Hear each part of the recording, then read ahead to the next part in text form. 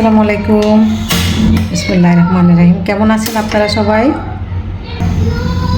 আলহামদুলিল্লাহ আমি ভালো আছি, দোয়া করি আপনারাও ভালো থাকেন। দেখেন, আজকে আমি আপনাদের সাথে অন্যরকমভাবে একটা বাঁধাকপি ভাজি করে দেখাবো।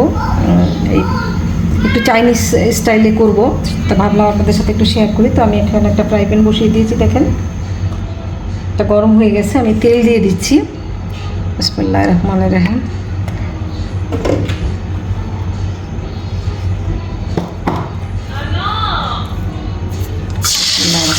দেখুন, আমি 5টা ডিম এখানে আমি নিয়ে নিয়েছিলাম। একটু লবণ দিয়ে ডিমটা আমি একটুখানি ভেজে নিচ্ছি।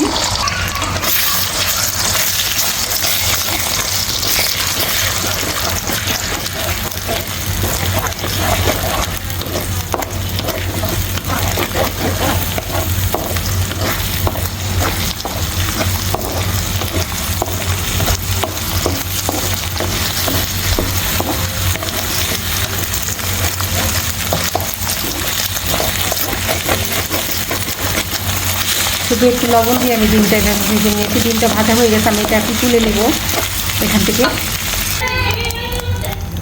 বিসমিল্লাহির রহমানির রহিম। আমি এটা তুলে নিয়েছি ডিমটা। আমি একটু তেল দিয়ে দিই।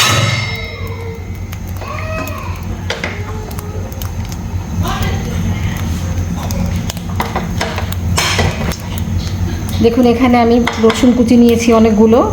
এখানে 4টা শুকনো মরিচ আমি বিচি ফেলে ছোট ছোট করে কেটে নিয়েছি। বেশ কিছু কাঁচামরিচ আমি ছোট ছোট করে কেটে নিয়েছি। আর পেঁয়াজটা কেটে নিয়েছি কীভাবে একটু দেখুন। তো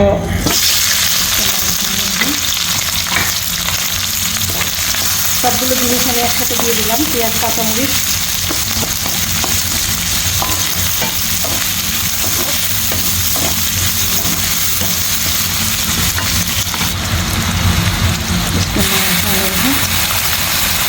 ওয়েস্টার সস দিয়ে দিলাম,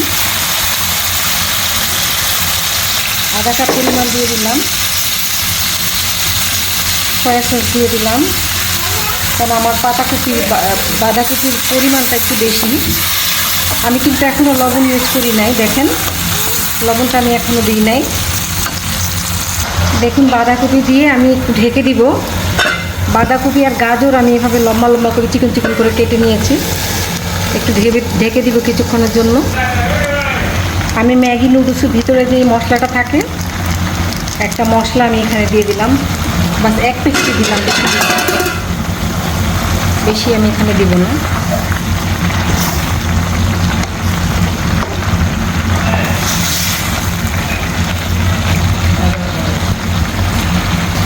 দেখুন, আমি 2 টেবিল চামচ কর্নফ্লাওয়ার এখানে গুলে রেখেছিলাম, সেটা দিয়ে দিলাম।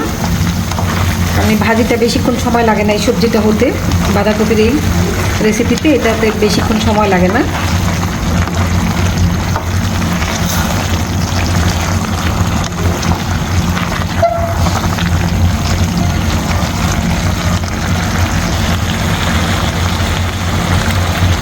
ডিমটা দিয়ে দিলাম। আঁচিটা হয়ে গেছে আমার বাঁধাকপির সবজিটা। আমি কিন্তু এখানে কোনো এক্সট্রা কোনো লবণ দিইনি। বাস সয়া সস আর ওয়েস্টার সসের যেটা ছিল সেটাই আমি দিয়েছি এখানে। বাড়তি কোনো লবণ আমি এখানে ইউজ করি নাই। এর থেকে বেশি সিদ্ধ হয়ে গেলে আর সবজিটা খেতে ভালো লাগবে না। আমি চুলাটা নিভিয়ে দিচ্ছি।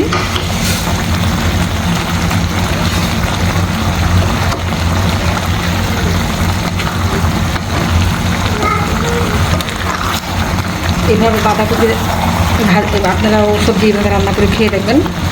কেমন লাগলো অবশ্যই জানাবেন, লাইক শেয়ার করবেন, কমেন্ট করে জানাবেন। ভালো থাকবেন সবাই। আল্লাহ হাফেজ। আসসালামু আলাইকুম। চুলাটা বন্ধ করে দিলাম। আসসালামু আলাইকুম, ভালো থাকবেন।